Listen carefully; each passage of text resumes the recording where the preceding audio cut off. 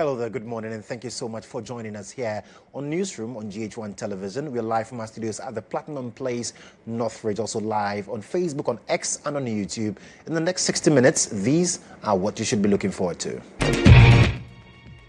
Ghana Meteorological Agency cautions general public to remain vigilant as it predicts thunderstorms across Accra and the Ashanti region later today. Also, fate of embattled Pandai MP Matthew Nyindam to be determined today by Speaker of Parliament as majority and minority split heads over his current status. We'll hear from Bongo MP, who says Parliament was duly notified of the court order. In business this morning, we'll explore the impact of the Bank of Ghana's decision to cut policy rate by 350 basis points to 18%, which is the lowest since March 2022. And elsewhere, at least 55 people dead and hundreds in Hong Kong as firefighters battle last of public housing fires.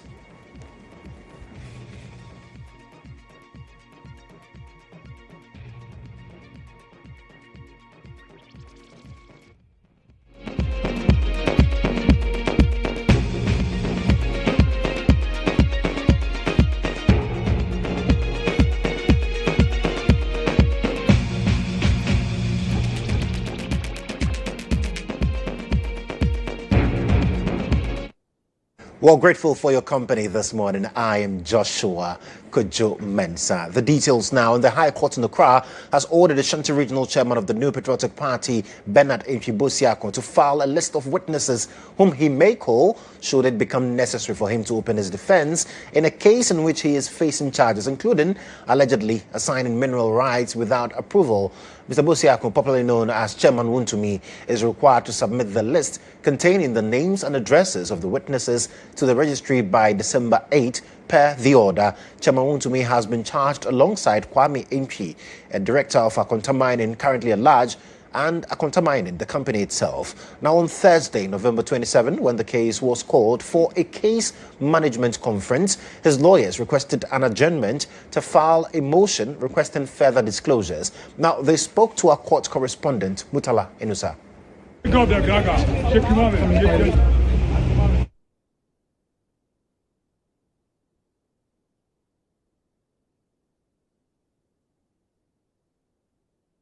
As suggested, there was indication that prosecution wanted to file further documents.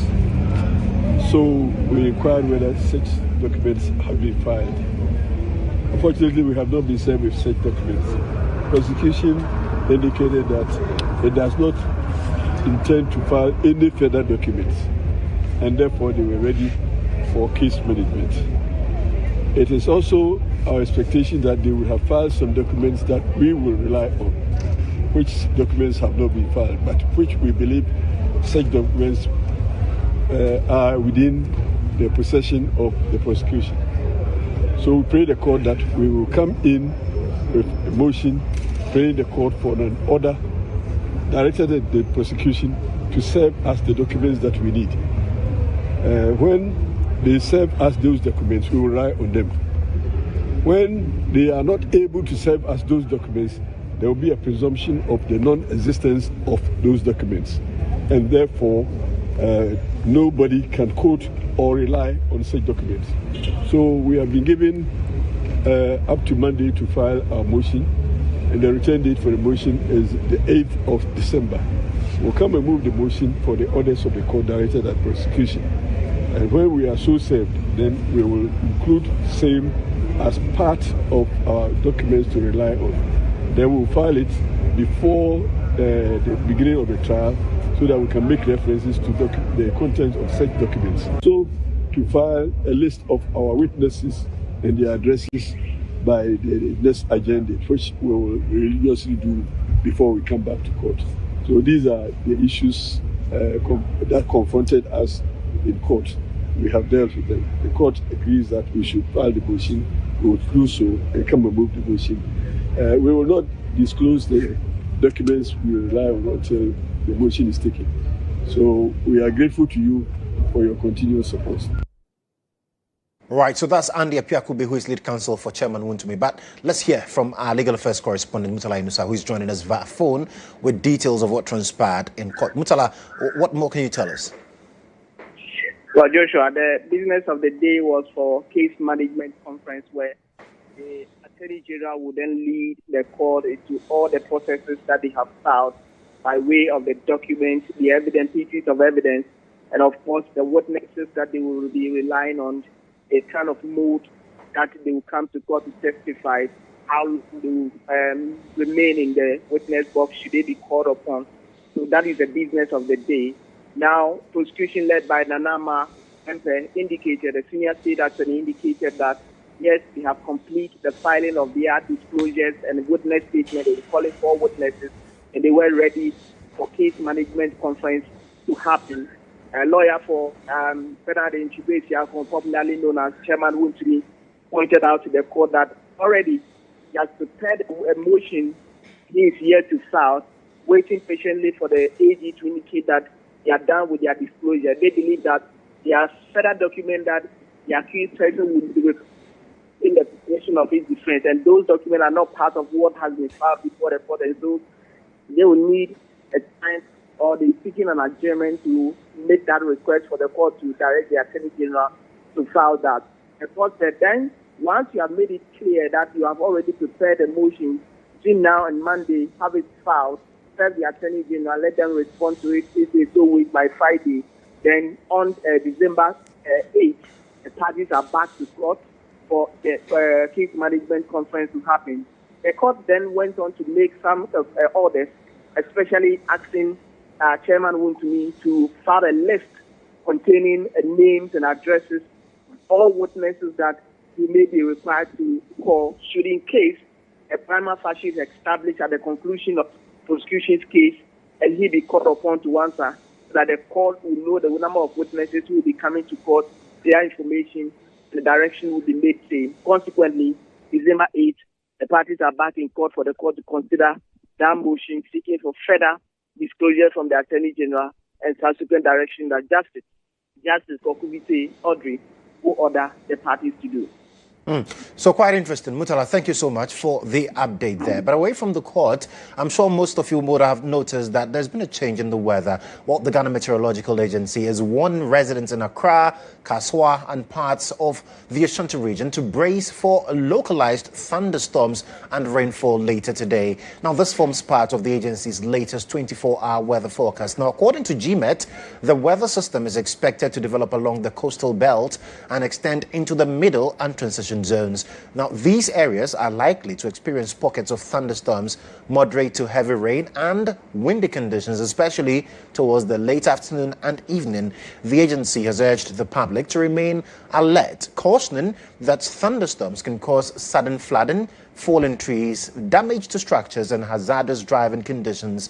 GMET says it will continue to monitor the situation and issue updates as conditions evolve.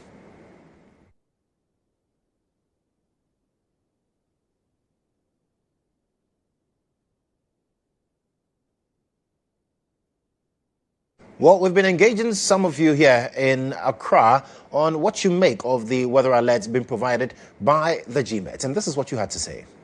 Ukrainian pay and commodity mana Mihunsa Muchem and I'll be Busas a Dentina Monamhana pay. No, say social media so Abasa in Sukasibia and Frama, whom we baby too. Intino Ubia, Wepie Biano. Who so no one so here said a bump of free one, Obenya baby, Papa, General, was saving intimate and Madame also, and so minim Sabia and Comoba Basse, a baby busa, and I may will feed ya. Can Ukrainian Kapak be so an answer, say in case a Bessia, Mepe baby, Edgina, say baby, being to me free baby, and Mamma. I mean, tea. Oh, I may show me phone some me on your mail cost. Wait, I mean, tea. That and for me, you may make me quite in a better than Tim. Nansha the Yambe. Name Bompay, Nessa at the Bonne Banu. And from Kotumpum. Oh, baby. Say I was a Debbie, I will count here and say news. bet news I say I could feel about crown near Massa news in there, so won't it. But you son of perhaps a red night then ask his son. So one say I had on so near fire to this time, I can say I prepared that die. And so near bow be a one, maybe I listen.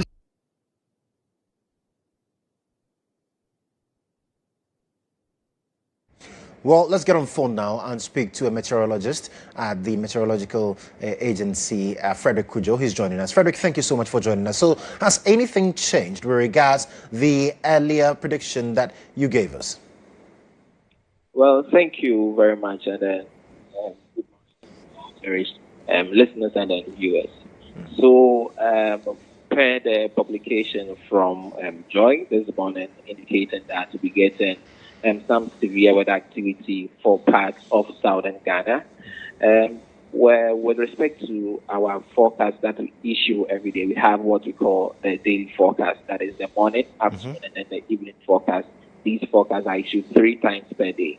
So the forecast that came earlier was the morning forecast, which indicated that we were going to get some localized thunderstorms and rainfall activity with a percentage of about 40%.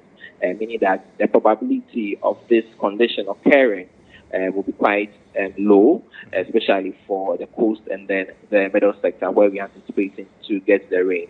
This is because per our seasonal forecast that we issued some months ago, we were anticipating that the minor rainfall season will be ending, that is from the 3rd week of November through to the 2nd week of December. So as we speak now, most areas within the East Coast are entering into the end of the minor rainfall season, which means that we'll be getting into the dry season.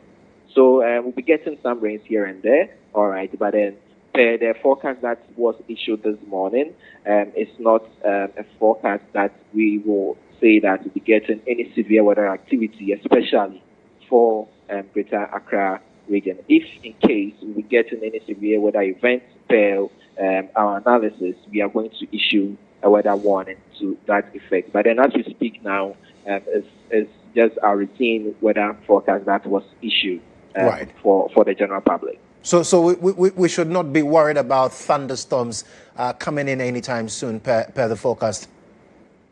Yes, so the forecast captures some chances of rain, especially for the inland areas. So areas stretching from Doyum, Dodowa, Media, Pokwasi, Ajenkotuku, through to Nsawam, and then into part of eastern region, Akimoda, Koforidua, Begro, and their environs are likely to have higher probability in terms of the rain that we're anticipating for today.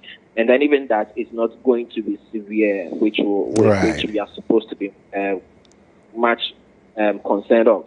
And then also for areas in the Ashanti region, also we are anticipating to get some rains also, especially within Obuasi, Kumasi, Bojosango, and then their environs are anticipated to get some rains, as well as some areas within central region, that is from Dunkornofing through to Asenfosu, Trifuprasu, Trifuman.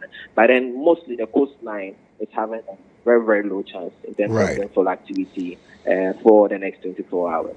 Frederick, thank you so much, and we'll keep monitoring your pages to get to know if there are any changes in the forecast. So that's a meteorologist speaking to us on the weather conditions. But let me now take you to Parliament, where proceedings in the House were yesterday abruptly halted after a heated objection by Majority Chief Whip Nelson Eche Dafiamekbo, who insisted that embattled Pandai MP Matthew Nyindam should not be recognized to speak on the 2026 budget debate. Now, Dafiamekbo argued that a ruling by the Tamale High Court bars Nyindam from functioning as an MP. Minority Leader Sahin Apenyo Markin challenged the objection, prompting Second Deputy Speaker Isaac Isiama to suspend sitting to restore order. Precedent has been laid and set and laid. So nobody can edge upon this house today that the Honorable Nyindam must have a voice today. It won't happen. Parliament has been properly served. It's not as though Parliament is not aware. Parliament is properly served. Speaker has been served. The clerk has been served. The legal department have been served. So the Honorable Nyindam is now a persona non grata. on this floor and to the presence of this parliament as a member of parliament. The court says he must go back and go through the processes. If he's duly re-elected, he can come back. But for now, he cannot. I pray that he must even be marched out of the chamber by precedent. I am not saying so. Precedent set by this side when they were here. And the Honorable Dachi Kwesi went back and returned triumphantly. So, what was good yesterday must be good today. At the backing of my side to demand that Honorable Nyindam does not participate further in the business of this house until he goes through re-election. Mr. Speaker, what the Honorable Dafia Makwa is directing you to do is highly inappropriate, improper. And Mr. Speaker, he adds on to his submissions with a very dangerous precedent. How do you, as a leader, in making your case, create an impression that this is a chamber of brow?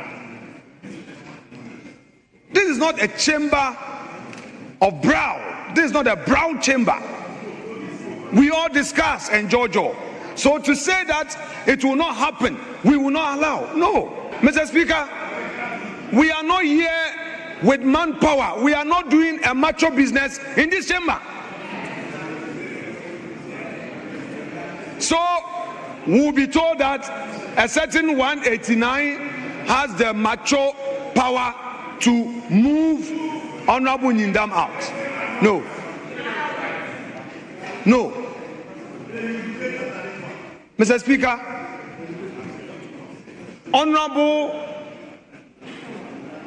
Matthew Nyindam, as the applicant himself said, and the applicant here is Honorable Dafia Makwa, he himself conceded that he has become aware that there is a stay of execution that has been duly filed if the High Court judge, who at first instance will hear that application, is minded, he should speedily determine for the man to pursue his case at another level.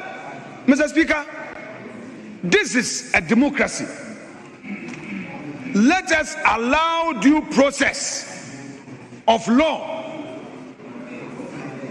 Let us not, for whatever convenience, attempt to frustrate others.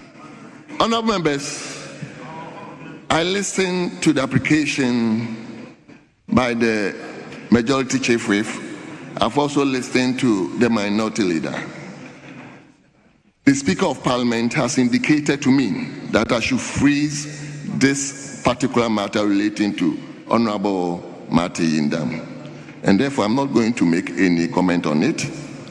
I pray that we hold on with the discussion or the commentary on the budget and move on to something else.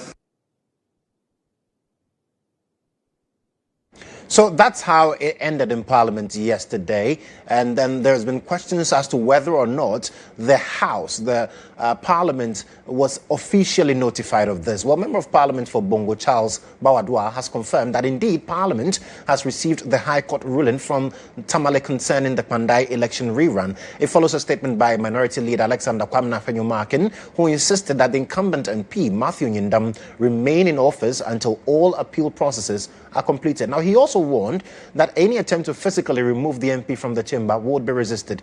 But speaking to me earlier on GA Today, Bawadwa said Parliament has been formally served with a writ and that the majority is acting strictly according to parliamentary rules. There is a proof of service of the order of the court on Parliament. Right. You understand? So Parliament has been notified. That is different from the party who is victorious in those proceedings executing the judgment. So there are two different things. So what's the difference? Parliament has been notified by way of a service of the order on the parliamentary clerk to the effect that there's this decision, Parliament must obey. This is the argument. Okay, what's the difference between this is the argument of the majority. What's the difference? The majority position is not out of my good brother. Parliament cannot be aware of order of a court and it goes against it. What's the difference the majority took that position? What's the difference between the two? There is service. No, is that we'll see some finality to that matter. We are hoping to get finality to that matter today when the Speaker of the House, Alban Sumana Kingsford Bagman, takes his seat and then delivers his decision on the matter. But then, this is not just the end of it, because right when Bardwa made the allegation, Kodjo, who you saw in the video, also had something to say with regards to this particular development. We don't even know that it is for 41, the ruling that he gave is for 41 constituencies or the entire. But look, when we went to the Supreme Court has clearly stated that elections happen at the polling stations. Elections do not happen at coalition centers. So you cannot use events at a coalition center to annul results. Because was there a dispute at the polling station? No. Only two people. There were disputes in only 2 pink sheets, one MPP and one NDC. 2 disputes. So out of the 152 polling stations, 150 polling stations had no dispute. So if you now even feel that in presenting pink sheets to you in the court, only 3 had some clerical errors, right? That is not enough for you to now nullify the entire polling constituency. That's where the problem is. And that is why the MPP side is very confident that when we go to appeal, the appeal will rule against it. Because it's the most shambolic ruling I've ever seen, where you go beyond what is petitioned before you. Nobody, the NDC didn't come to court on the 111 polling stations. They did not. It was never mentioned in court because they are happy with that. You decide that on your own.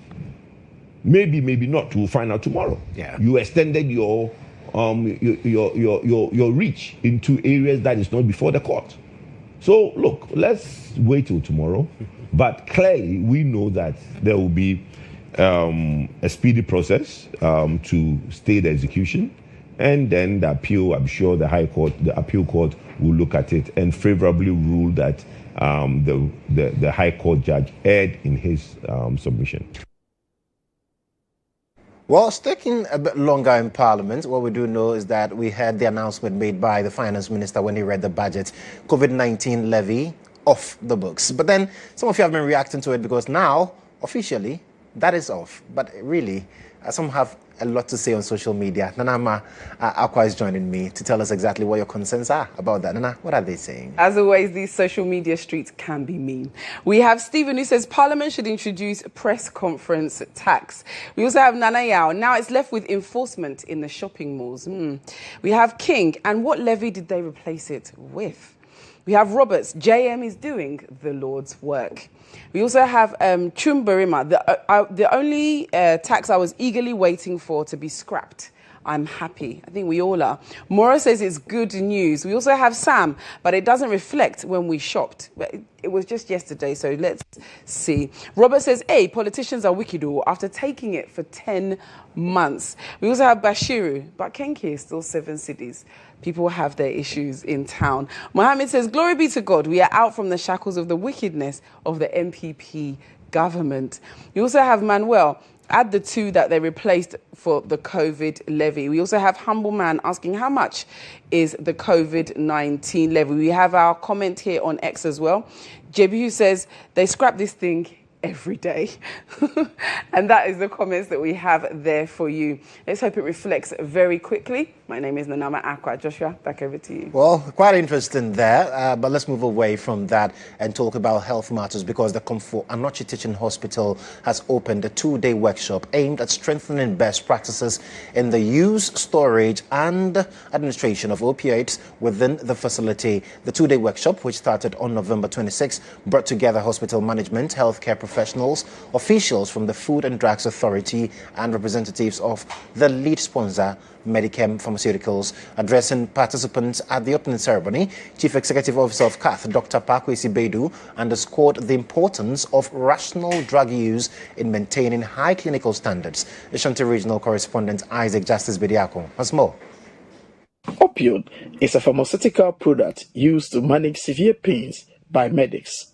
However, abuse of the drug causes other health implications. At the Comfort Anochi Teaching Hospital in Kumasi, management of the referral facility is concerned about inappropriate handling of the opioids. In view of the development, CAT has opened a 2-day workshop under the theme Optimizing the Use of Opioid, the Role and Responsibility of Caregivers, reflecting the hospital's commitment to improving patient safety and pharmaceutical practices. A survey conducted after 2025 similar section reviewed challenges such as inadequate storage systems, easy accessibility of opioids on the wards, and the absence of clear protocol or policy governing their use. CAT CEO Dr. Pakwesi Bedu said rational drug use is a critical indicator of quality clinical care, especially in facilities striving for excellence in specialist care delivery. Opioids, when used correctly, remain some of the most effective tools for pain management. However, as I indicated, when misused or mismanaged, they pose significant risk, ranging from dependence to life-threatening complications. For this reason, a conversation of this magnitude is not only timely but necessary. As clinicians, policymakers, and custodians of public health, we carry the responsibility of ensuring that the benefit of opioid therapy are maximized whilst minimizing potential harm. It is through such partnerships that we can develop frameworks that improve medication safety, provide safer alternatives when appropriate, and ensure that opioids are used rationally, responsibly, and effectively. The workshop seeks to remind medical staff at the Comfort Anochi Teaching Hospital to comply fully with protocols established to ensure safe usage and application of opioids. Ashanti Regional Head of Food and Drugs Authority, Nathaniel Nkrumah, cautioned the medical staff against illegal use of opioid. He explained any medical staff caught illegally handling the drugs in and outside their operational area could possibly face jail terms. There are a lot of legal implications if you don't use the opioids right. So like I mentioned, one of them is that we may fine you based on the Public Health Act, or you may have to be sent for imprisonment of between 15 to 25 years imprisonment if the law so determines it as such. He explained opioid, if abused, could create problems in communities, including crime, among others. So most of them, you find the side effects showing, and like was presented, you find that there's this euphoria. People become so excited. There's this dependence on these drugs for use routinely, and they have impact on how they behave in society. They may attack people. They may do all sorts of things that ordinarily they would not have done. So that's some of the issues that comes with. Now, serving a population of over 20,000 clients, the Father Thomas Rooney Catholic Hospital at Asankragua in the Amenfi West Municipality of the Western Region continues to grapple with a severe shortage of medical staff, and this hinders its ability to provide holistic care to its diverse clientele. Now, coupled with this challenge are several operational constraints, prompting the hospital administrator to appeal to duty bearers for immediate intervention. The Father Thomas Rooney Catholic Hospital is a 100-bed facility that attends to an average of 300 patients daily at its outpatient department, offering key health services including ANC, ENT, emergency care, and more. The hospital serves as a major referral center for health facilities across Amenfi West and even parts of the Western North region. However, despite its crucial role, the hospital lacks adequate medical personnel to meet patient demand. According to the administrator, Paul Buguritia, the facility currently has only 3 medical doctors at post. We are lacking medical officers and we are just calling Minister of Health, CHAC, and then Tagana Health Service. We are working within a municipality where we still have that kind of collaboration or partnership with Tagana Health Service. I just feel that this cry should go out that we don't have medical officers as it stands now. He further notes that as a primary health facility, the hospital should have at least 50 midwives, yet it currently has only 23. We are a primary hospital of which our midwives should have. We shouldn't have not less than 52 midwives, but as it stands now, we are having about 23. Which is very, very, very less. And if you look up to our total deliveries over the period, it's just improving quite. The numbers are huge with this limited number of midwives who are there every time and giving that kind of support. Power supply remains another major concern. Given the hospital's capacity, electricity should be constant, yet its dedicated transformer is frequently overloaded. This forces the facility to rely on our alternative power sources, placing additional strain on its already limited resource. The power can cut more than even 10 times. As we speak, we are using our generator, and the generator powers the mortuary. Where the mortuary, when you allow a body without being cooled very well, because we are not using the cool storage as it stands. So it means that every time we need to just give them power to freeze the place, to make the place very cool. So every now and then we have to put it on to save that. And then when we do that, what happens? Resources. We commit funds to that, and it's a serious burden on the facility.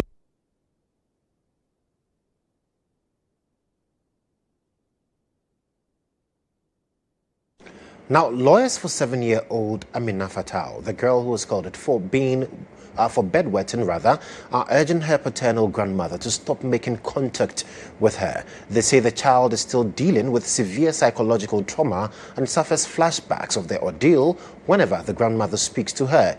The plea was made at the Domestic Violence and Victim Support Unit at the police headquarters, where the case was adjourned to December 12, 2025 due to the absence of a substantive judge. There's more in the following report. Little Amina Fatal is currently recovering from the burns after a surgery at the Kolebu Teaching Hospital. The lawyers, after the case was adjourned to December 12, 2025, expressed concern over similar interference from the paternal family of the victim, which, according to them, affect the victim's psychological balance. The grandmother from paternal side is always trying to approach the victim, which does not augur well with her psychological framework. So if the grandmother can stay away for the girl to recover, it will be better for all of us. As social interactions demand, we do amicable talking first. We have initiated that, but if she still persists, then we'll have to come to the court to get a restraining order. The lawyers used the opportunity to assure all parties for a fair justice delivery, stating that despite the absence of a substantive judge, the court is working assiduously to appoint a new one before the next adjourned date. It is true they don't have a substantive judge as at now, but the bail and others was given to the prosecution counsel and then the police inquiry bail. That is what's actually happening. I believe our next appearance we pray and we hope that we'll get a judge to come and then adjudicate on this case, and justice will be done. For his part, Imam Abdul Razak Idrisu Al-Hassan urged for non-religious interference in the case. As an imam from the Zango community, we are trying to see how we'll get the justice to Amina, so that so many young ones who don't have the voice, who are not that lucky to get the voice of people, maybe if you get this justice, it will help the Zango community so that we can reset the understanding of our people. Sometimes if something happens and then we want to use the Allah and Prophet Muhammad to cover up, which is good, but not all the case. Not all the case. We are also Ghanaians. We are also human beings. The accused, Aisha, is currently on police inquiry bail. Well, in some other news, government has pledged to enhance critical infrastructure across integrated and special needs schools nationwide as part of a renewed effort to improve teaching and learning conditions. Minister of Education Haruna Idrisu says the upgrades form a central pillar of the administration's strategy to build a more inclusive and supportive educational environment for learners with diverse needs. The minister, who doubles as Member of Parliament for Tamale South, made these remarks while addressing heads of special schools on government's broader commitment to reforming special education in Accra. As we lay the foundation, what does it take for us to have a world-class special needs school, and how does a world-class special needs school, how should it look like in the Ghanaian context?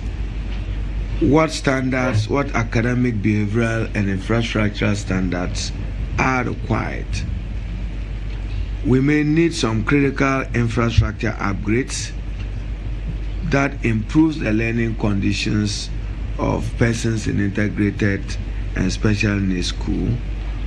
How do we ensure increased accessibility to those schools by persons deserving of it? What accessibility standards are applied consistently across the schools? And therefore, more importantly, as I listen to Director Special Needs, what kind of assistive devices, assistive technology are required, and teaching resources to maintain modern assistive devices such as the Braille technology, hearing aids, mobility aids, and communication tools? What systems do we need and where? Then importantly, your nutrition and welfare. I hear many of your students still survive on government grants. I want to shift you away from the grant so that in a year you are assured that your funding is adequately guaranteed. Now, the High Commissioner of Canada to Ghana, Her Excellency Mariam Montrat, has urged visa applicants planning to participate in the 2026 World Cup to apply early in order to receive prompt feedback. Speaking to GHOneNews on the sidelines of an official reception for the media in Accra, Her Excellency Montrat encouraged applicants to use the right application channels to avoid falling prey to online scams. The 2026 World Cup, scheduled for June to July, will be hosted in Mexico, US, and Canada. Now, due to the high anticipation, the Canadian High Commission in Ghana has announced its preparedness to facilitate expedited solutions to avert any inconvenience. My advice will be for people that are interested in attending the World Cup to ensure that they are putting in their visa application as early as possible. And the reason for that is that you also have lots of third-party organizations that will try to pretend that they can make it easier or faster or guarantee that there will be a visa. That is simply not true. The best way is to go directly to the source, and to avoid scammers will be to go directly to the source. So putting on an application using the channels of our respective government when it comes to immigration. I rest assured that our objective is to ensure that the process is as smooth as possible. We are anticipating that there will be lots of demands, Hence, my recommendation to actually put in an application as soon as possible and to ensure that the application is as complete as possible and that you have a very good rationale as to how long you're going to be staying and that you have a means to also support yourself during your stay, be it in whatever host country you decide to go to. Well, you're still watching news from here on GH1 television with me, Joshua Kodjo Mensah. We'll take a breather and return with more stories.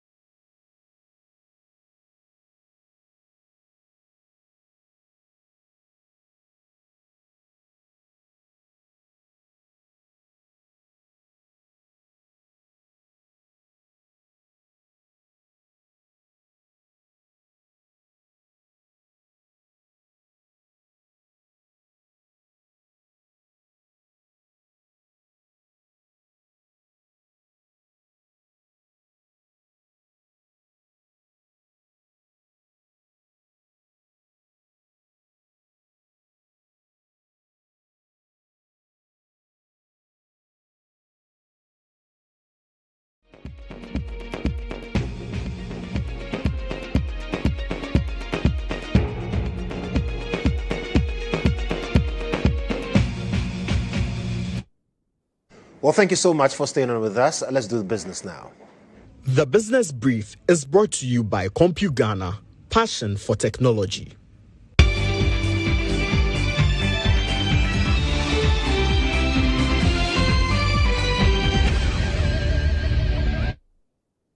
In business this afternoon, Finance Minister Dr. Kasiala Forson says the Bank of Ghana's decision to cut the monetary policy rate to 18% marks a significant milestone in Ghana's economic recovery. Now, he explained that the reduction, which is the lowest since March 2022, reflects renewed stability, easing inflation, and stronger confidence in the economy. Inflation has dropped sharply to 8% as of October from 27% a year ago. Now, Dr. Forson noted that the 350 basis point cut will lower borrowing costs, ease pressure on businesses and households, and help boost lending, investment, and job creation. Meanwhile, Governor of the Bank of Ghana, Dr. Johnson Isiama, says private sector credit is beginning to pick up as banks adjust their portfolios in response to the new policy rate. He warned, however, that banks must strengthen their risk management systems to avoid repeating challenges that led to the previous banking sector cleanup. In a related development, Parliament has passed the Value Added Tax Bill 2025, which introduces the biggest overhaul of Ghana's VAT system in more than a decade. Among other changes, the bill abolishes the COVID-19 Health Recovery Levy and removes distortions in the tax structure. The Ghana Revenue Authority will soon begin nationwide sensitization ahead of full implementation. Performing loans ratio declined to 19.5% in October 2025 from 22.7% in October 2024. And this was driven by pickups in bank credits and contraction in the stock of NPLs. However, credit rates remain elevated, and looking ahead, policy actions to recapitalize the few undercapitalized banks and full implementation of the new regulatory guidelines that are aimed at reducing NPLs would further strengthen the banking industry.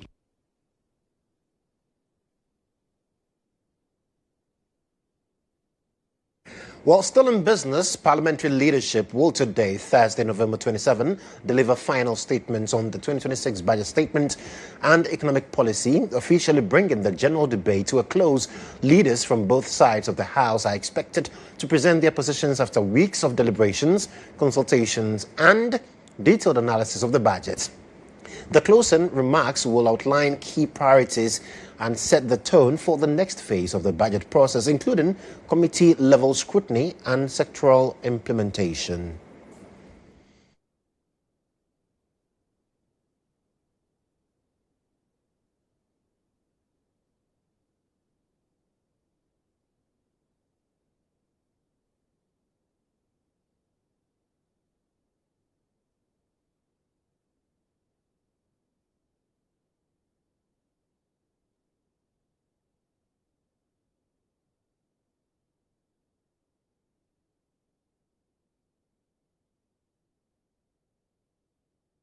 Now, the Progressive Alliance of Ghana is demanding a complete overhaul of Ghana's proposed lithium agreement, describing the current ownership structure as exploitative and detrimental to national interest. Addressing the media, leader of the group, Dr. John Pipi, criticized both the NPP and NDC for what he calls a long-standing pattern of allowing foreign companies to dominate the country's natural resources. Dr. Pipi insists Ghana must rather begin negotiations from a position where the state holds 85% of the mineral rights, with Bavaria taking 15%, arguing that this would ensure fair benefit for citizens.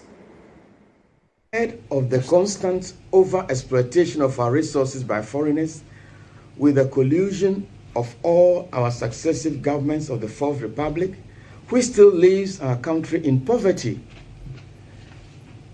NPP wanted us to have 15% and Bavaria 85%. NDC comes and says, I've got a better plan. Bavaria should have 87% and Ghana should have 13%. Both are unacceptable today in our nation.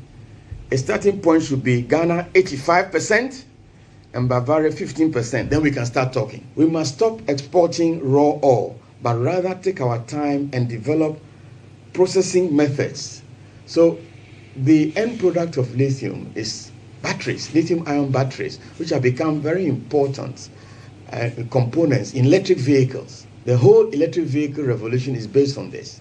We must make sure that we set up processing plants, take the ore, process them. Eventually, we produce the batteries here. Now, if you think about that value chain, that's like thousands of people employed in gainful employment. In fact, they'll make so much money because they are doing something proper.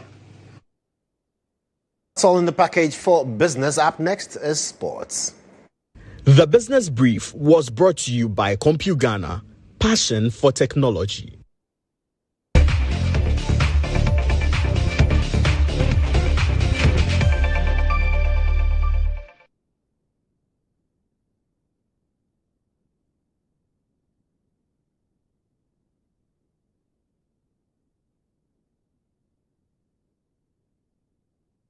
Thanks for joining me here on Sports Brief. I am Monica Bukari. Ahead of Ghana's 2026 World Cup in USA, Canada and Mexico, government has unveiled a high-powered 11-member committee, including 3 times African Footballer of the Year, Abedi Ayew Pele, Foreign Affairs Minister Samuel Okudzeto Ablakwa, Sports Minister Kofi Adams, Deputy Chief of Staff Stanley Dugbe, and Ghana Football Association President Keto Kweku. The Oversight Committee is expected to coordinate activities before, during, and make recommendations for the next World Cup in 2032. Speaking during the inauguration of the committee at Jubilee House, Chief of Staff Julius Deborah urged the members to move away from scattered efforts, emphasizing that Ghana cannot afford to enter 2026 with the mindset of 2010 or 2014. We qualified 2010, 2014 and went into the World Cup with understanding and hoping to bring the trophy back to Ghana. For several reasons, we couldn't. But there's always the appropriate time, which I believe is now. And the reason why it's now is that we need to take a holistic approach towards the entire project. He also charged the committee to lead with accountability, speed, and national consciousness in order to fly the nation's flag higher at the global occasion. This oversight committee must lead with accountability, speed, and national consciousness. The time for scattered efforts is over. That's why we say we are resetting our country.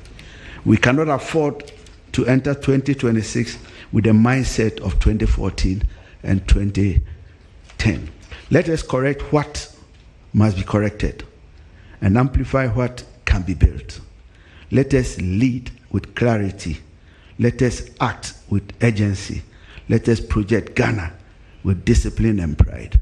Meanwhile, Sports and Recreation Minister Kofi Adams added that the decision to constitute the committee was taken by Cabinet to ensure coordinated efforts, noting that there will be no silo operations.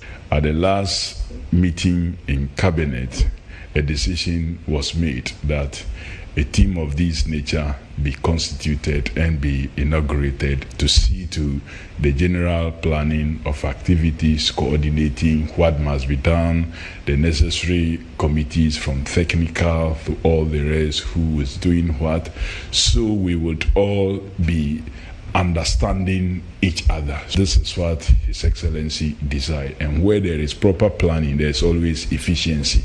And where there is efficiency, results become great. Now in the UEFA Champions League, Liverpool's woes continued as PSV secured a shocking 4-1 win at Anfield to pile pressure on Reds' boss Ancelotti. The visitors stunned the home crowd after 6 minutes when Ivan converted a penalty after Virgil van Dijk bizarrely punched a corner. Now, Liverpool slowly found another gear in level 10 minutes later when Dominic rolled in a rebound following a shot from Cody Gakpo. The Dutch side then silenced Anfield when Groote finished off a sleek counter-attack on 56 minutes before substitute Conhype clinched a famous victory with a late double. The result means Liverpool dropped to 13th in the league phase standings. PSV are now 1 point further back in 15th. Let's now hear from Ancelot, manager for Liverpool. The Champions League. What can he come?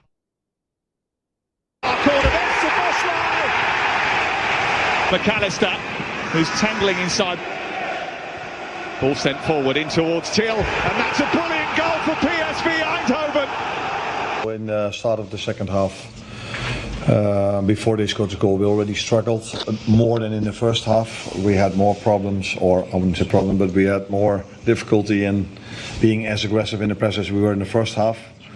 That had a bit to do with Hugo Ekitike, who straight after half-time felt his back a little bit, and that's why his press wasn't as aggressive as the first 45 minutes. And I know, because I follow the Dutch league, if you are not aggressive enough against PSV, they have players that can outplay you, because they're a very good team, very good football players on the ball. And that's what we saw in the second goal they scored. But again, after they scored the second goal, I think we had our chances to equalize. But not for the first time this season. We don't take the chances we have.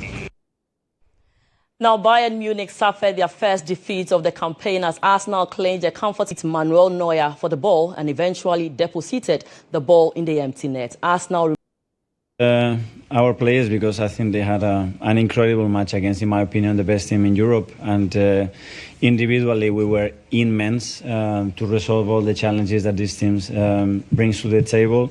And after, yes, they know how hard we work to prepare for every single game. We know that the margins are super small. We started the week really well against the Spurs, winning here at home. Today is another massive victory, but that's it. Now go to home, have a nice dinner, and tomorrow morning we start to prepare Stamford Bridge.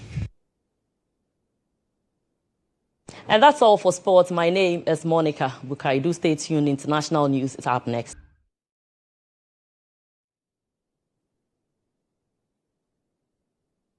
Now, the government of Ghana has condemned the military takeover in Guinea-Bissau, describing it as an unconstitutional act that threatens democratic governance.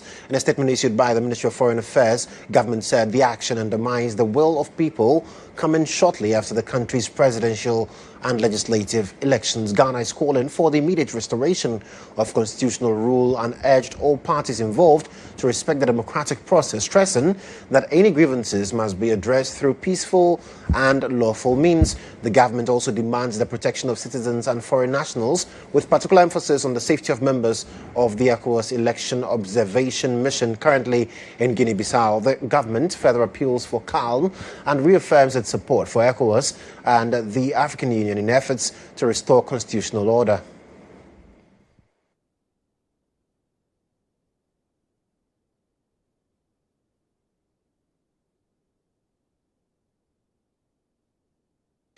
Well, elsewhere, at least 55 people have been killed in a huge fire engulfing a high-rise public housing complex in Hong Kong, with hundreds still unaccounted for. The blaze tore through 7 of 8 tower blocks in the Tai Po district. Fires are under control in 4, and officials hope to extinguish those remaining by evening. Wan Fuk Court is home to some 4,600 residents, according to the most recent census figures. Now, it's unclear how many were inside when the fire broke out. As the fire subsides, questions are turning to how the blaze initially started and who should be held accountable. But what we do know is that so far, 3 construction company executives have been arrested on suspicion of manslaughter.